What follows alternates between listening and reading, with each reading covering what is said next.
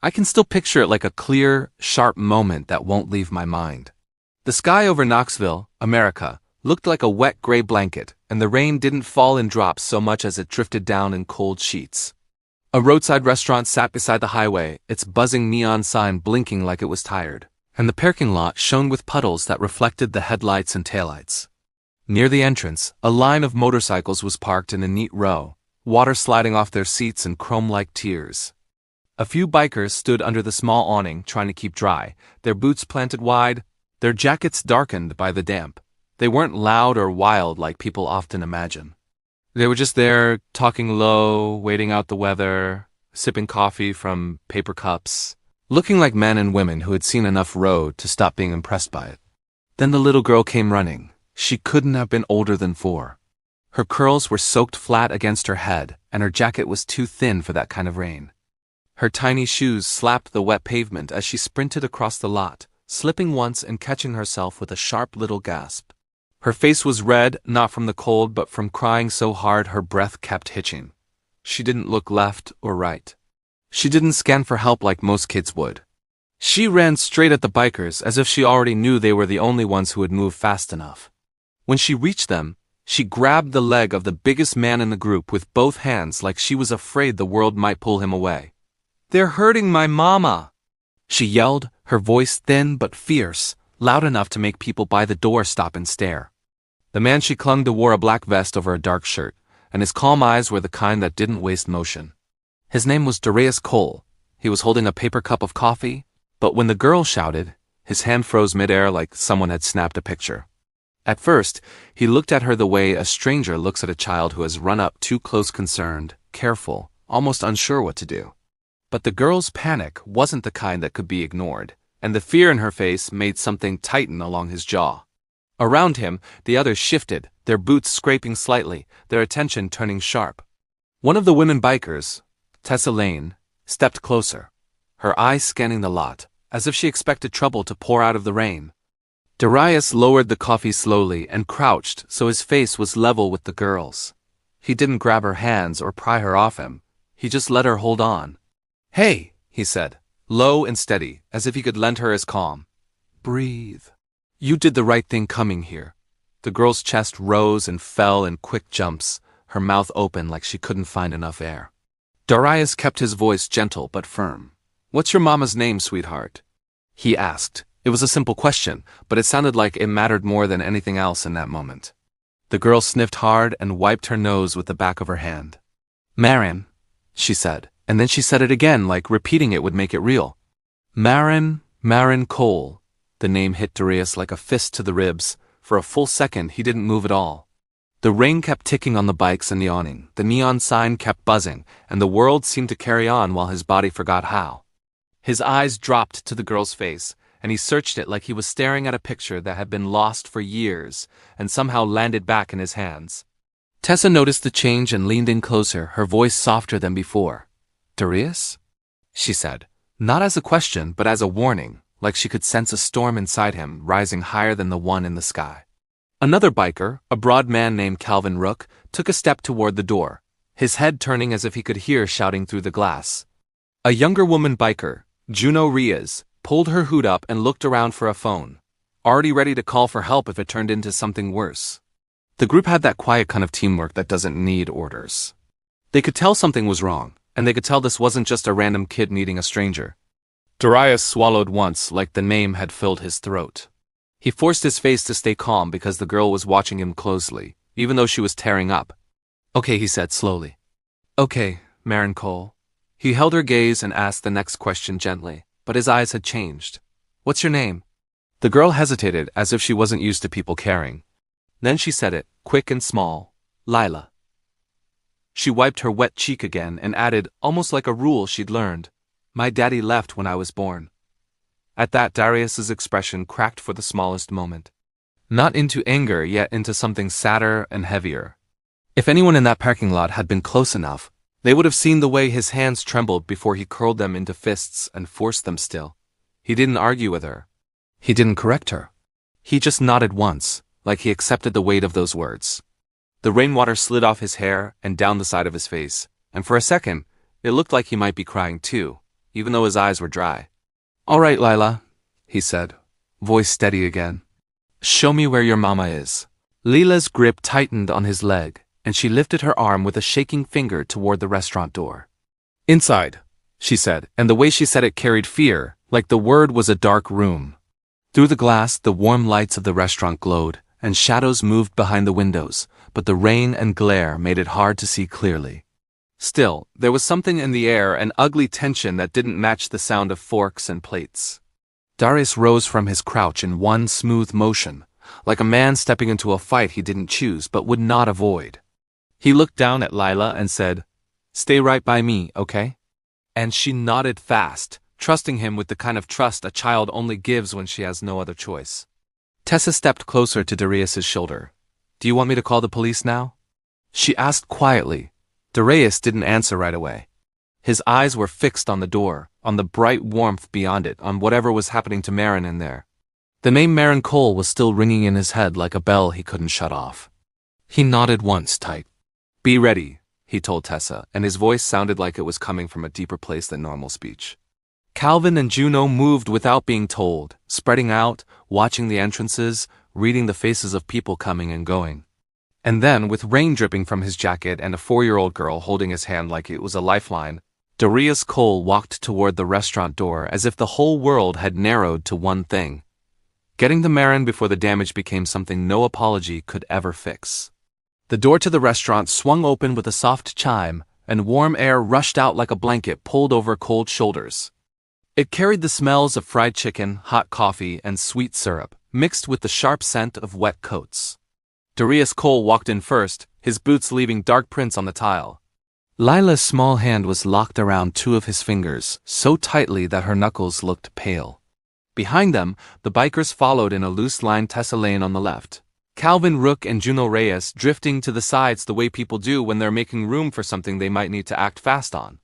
They didn't shout or stomp or act big. They moved with quiet purpose, like a team that had learned the value of staying calm. The restaurant looked normal at first glance. A few families sat by the windows. 2 truck drivers ate near the counter. A teenager refilled a napkin, bored and half asleep. But then the sound cut through everything, an angry male voice rising above the clink of forks and the low hum of music. It came from the back booths, where the lights were dimmer and the air felt heavier. Heads turned. People froze mid-bite, pretending not to stare while staring anyway. Even the cashier behind the counter tightened his mouth like he wanted to step in, but didn't know how. A man stood over a woman near a booth, leaning in too close. His suit was dark and expensive, the kind that didn't belong in a roadside place like this, and it looked strange next to the bright plastic menus and paper placemats. His hair was neat, his watch shiny. His posture screamed control. His name was Brent Harrow, and his face had the sharp, mean look of someone who liked having the power to scare people. The woman he was shouting at was pressed back against the booth seat, trying to keep her chin up, trying to keep her voice steady, but her cheek was bruised, and her sleeve was torn at the shoulder. That was Marin Cole. She looked like she'd been pushed too hard too many times, yet she was still trying to hold herself together like a person refusing to break in public. "You think you can ignore me?" Brent snapped, his hand slamming against the table hard enough to make the cups jump. "After what you owe." His voice carried the ugly kind of confidence that comes from believing nobody will stop you. Marin's eyes flicked toward the front of the restaurant, not because she expected help, but because fear makes you check exits without thinking. When she saw Darius, it was like watching a light turn on inside her and then shatter at the same time. Shock hit first. Then pain, quick and sharp. Then anger, deep and burning. Her lips parted, and the word came out like she wasn't sure she was allowed to say it. "Darius?" she whispered, as if speaking his name might make him vanish again. Darius stopped in the aisle. For a heartbeat, the whole room felt suspended. A waitress stood with a tray in her hands, frozen. A kid at a nearby table stared openly. Someone's phone slid out of their hand and clattered softly onto the floor. Darius didn't glance at the menu board, didn't look at the crowd, didn't look at Brent. He looked only at Marin, taking in the bruise, the torn sleeve, the way her shoulders were held tight, like she was bracing for another hit. Then he looked down at Lila, at her wet hair and trembling mouth, at the fear in her eyes that was too old for her age. Something inside him broke and hardened at the same time. Brent turned and followed Marin's gaze. His eyes swept over Darius's vest, the biker patches, the quiet line of men and women behind him. Confusion crossed his face, then annoyance, then a thin smile like a blade. "Who's this?"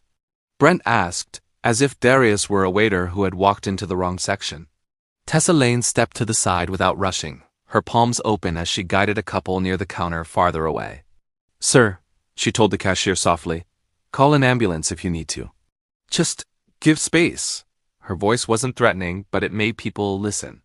Calvin moved near the door, not blocking it, but making it clear that nobody should push past Lila. Juno's eyes stayed on Brent's hands, tracking every twitch, every shift in weight. Brent gave a short laugh, loud enough to reclaim the room. "You brought a biker crew in here?" he said, and he looked around at the watching faces like he was performing. "What is this, some stunt?" His gaze slid to Marin again. "Is this your big plan? Call him Muscle?" Marin didn't answer. Her throat moved as she swallowed, and she pressed a hand to the edge of the table to steady herself. In that moment, she looked torn between relief and terror. Relief that someone had finally arrived. Terror that the arrival would make things worse. Her eyes flicked to Lila and widened, and you could see the panic in her face. She hadn't wanted her daughter anywhere near this. "Lila," she breathed, and the sound carried both love and fear. Lila tugged Darius's hand, trying to pull him closer to Marin. She didn't fully understand what was happening, but she understood enough to know her mother was in danger. "That's my mama," she said, her voice small but firm, like she was announcing a truth the room needed to hear. Then she looked up at Darius as if he were a shield that could cover them both. Darius took one step forward, then another. His voice came out low and quiet, but it carried across the restaurant like a heavy stone dropped into still water. "You put your hands on my wife?" he asked. Brent blinked, the smile slipping for a second. He started like the word didn't fit the picture he had in his head. His eyes slid back to Marin, and a fast calculation moved across his face. He didn't like surprises. He didn't like losing control. He straightened his tie, trying to pull his power back into place. "Look," he said, forcing a half-calm tone, "this isn't your business. This is between me and me." Darius didn't raise his voice. He didn't make a speech. He just kept walking until he was close enough that Brent had to tilt his head back slightly to look up at him. Darius's eyes were steady and cold, not wild. That steadiness was scarier than shouting. "Anything that touches her is my business," he said. Brent's nostrils flared. He tried to laugh again, but it came out thin. "You think you can just walk in here and—" Darius moved before Brent finished the sentence. It wasn't a dramatic leap. It was fast and direct, like a door slamming shut. Darius grabbed Brent's suit front and yanked him away from Marin's booth in one hard pull, forcing Brent's back to collide with the edge of a table. A cup tipped and spilled. Someone cried out. Chairs scraped the floor as people jumped up. Brent's eyes went wide, more shocked than hurt at first, like he'd never expected anyone to touch him back. "Don't," Marin choked, standing up too fast, her hands half raised. Fear and hope fought on her face. "Darius, please," but Darius didn't look at her yet. He kept his focus on Brent, his grip solid, his voice low enough that only Brent could fully hear it. "You don't get to scare them anymore," he said, and the words sounded final. Tessa lifted her phone but didn't dial yet, watching for the moment when it would become necessary. Calvin kept his body between the crowd and the center of the room, protecting the innocent the way he might protect a family on a bad road.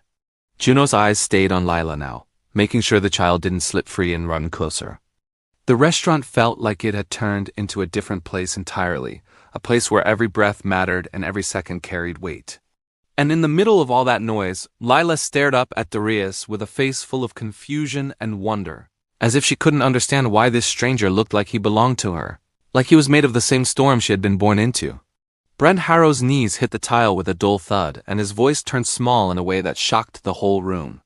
"I'm sorry," he choked out, blinking hard as if he couldn't believe he was the one begging now.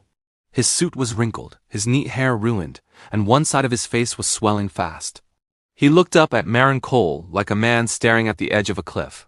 "I'm sorry, Marin, please. I didn't mean—" His words fell apart, and he tried again, softer. "Please don't let this get worse."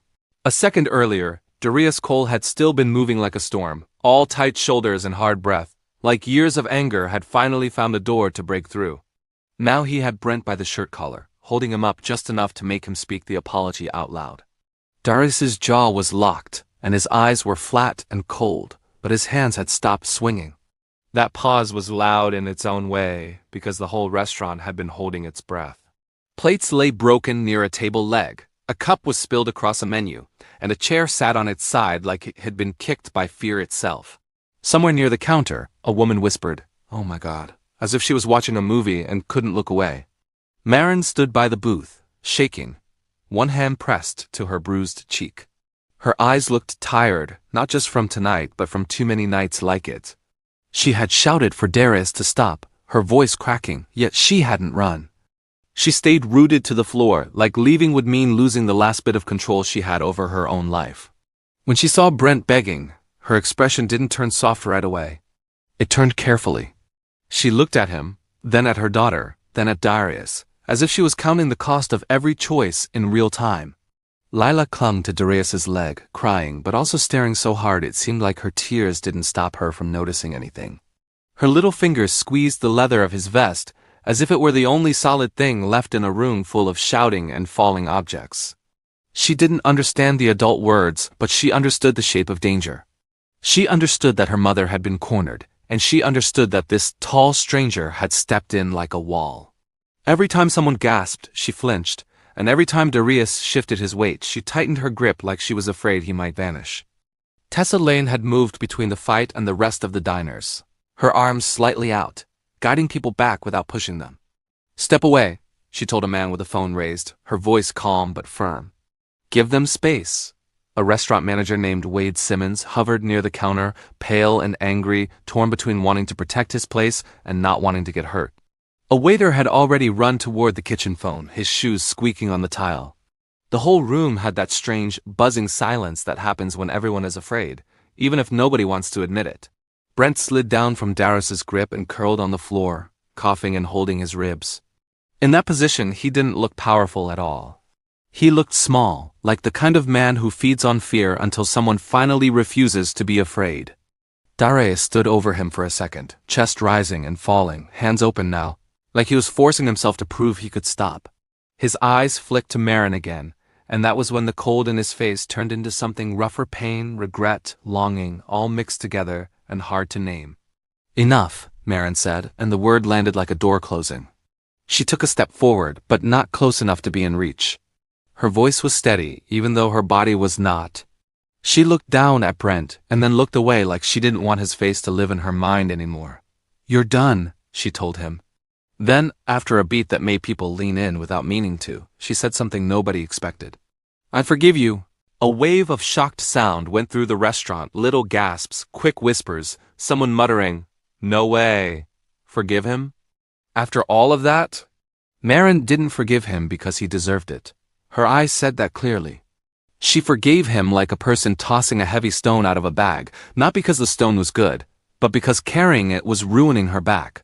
She glanced at Lila, and her face softened just enough to show the real reason. She didn't want hate to follow her daughter into bedtime.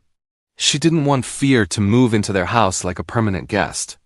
Only after Marin spoke did the reason for Brent's cruelty start to spill out in broken pieces. Wade, the manager, muttered to Tessa that Brent had been coming in for weeks, pushing Marin about money. Brent himself, still on the floor, wheezed out a few harsh words about a deal and parts and being owed. Later, I heard the number clearly, $8,000. It was tied to an old auto shop, mess-used parts that came in from Europe, promises made on paper, and a debt that Brent kept twisting until it became a weapon. Marin hadn't been refusing to pay because she was careless.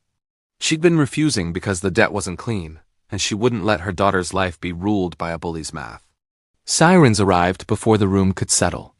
2 paramedics pushed through the door, a woman named Nina Park and a man named Ross Kellen, both moving fast and speaking in clipped, practiced tones. A police officer followed close behind, Officer Graham Holt, rain still on his hat brim. He took in the broken plates, the bruised woman, the curled man on the floor, and the biker standing still with a child holding his leg. His eyes narrowed like he'd seen scenes like this before and hated every one of them. Darius didn't run. That was the part people kept talking about afterward. He stood there, hands open at his sides, as he'd already chosen to face whatever came next. When Officer Holt asked, Who started this? Darius didn't point at Brent first. He looked at Maren, waiting as if her safety mattered more than his pride. Maren lifted her chin and said, "He hurt me," and she nodded toward Brent. "And he's been threatening me about money." Her voice shook, but it didn't break. Tessa stepped closer to Maren and spoke low like an older sister with a plan. "If you need a lawyer," she said, "we can cover $2,500 tonight." No questions. Maren's eyes filled again, not with fear this time, but with that stunned kind of gratitude that comes when help arrives after you've stopped expecting it. She nodded once. "Thank you," she whispered. Outside, the rain kept falling, steady and cold. Inside, the restaurant felt warmer, but not safe yet, more like a place where the truth had finally been dragged into the light. And through it all, Lila kept watching Darius as if her heart was trying to solve a puzzle her mind didn't believe. The apology had been loud, the sirens louder, but the biggest sound in the room was the quiet question sitting in the child's eyes. Why did this stranger feel like someone she had been missing her whole life? A few days later, Maren Cole drove home with Lila in the back seat, both of them quieter than usual. The rain had finally stopped, and the roads around Eugene, America, were damp and shining like dark glass. The sky was pale and clean, as if it had been scrubbed after a storm. Maren kept both hands on the wheel and stared straight ahead, but her eyes looked tired. Lila held a small stuffed rabbit against her chest and watched the world pass by the window, as if she were waiting for something to jump out again. The whole ride felt like the moment after a loud argument when nobody wants to speak because the truth is still settling. Their house sat on Willow Bend Road, small and blue with white trim, the kind of place that tried to look cheerful even when life was heavy. The porch light buzzed like a tired insect. Dry leaves scraped across the steps in the wind. Inside, the living room looked like real life, not a perfect picture. Tiny socks on the couch, a half-finished coloring book on the coffee table, a jar of coins on the kitchen counter. A faded photo hung in the hallway. Maren smiling from years ago, holding a baby wrapped in a blanket. The photo had been angled a little crooked, like it had been bumped and never fixed. Darius Cole stood in the middle of that living room like a man who didn't know if he was allowed to exist there. He had taken off his wet jacket, but he still looked like he carried the road on his shoulders. He kept his hands open, not touching anything, like he was afraid he might break something by being present. His eyes moved over the room in small, careful sweeps, landing on the child's shoes by the door, the little drawings on the fridge, the family photo that didn't include him. He looked like he was trying to breathe quietly so he wouldn't disturb the air. Lila stayed half-hidden behind Maren's legs, peeking out. Her face was set in a stubborn little frown, but her eyes were unsure. "You're not my dad," she said, the way a child says something she has repeated many times to protect herself. "My dad left when I was born." The words were bold, but her voice was thin at the end, like she didn't fully believe her own shield. Darius lowered himself slowly to one knee, the same calm movement he had used in the parking lot, like he was meeting her on her level so she wouldn't feel trapped. "You're right," he said softly. "I wasn't there.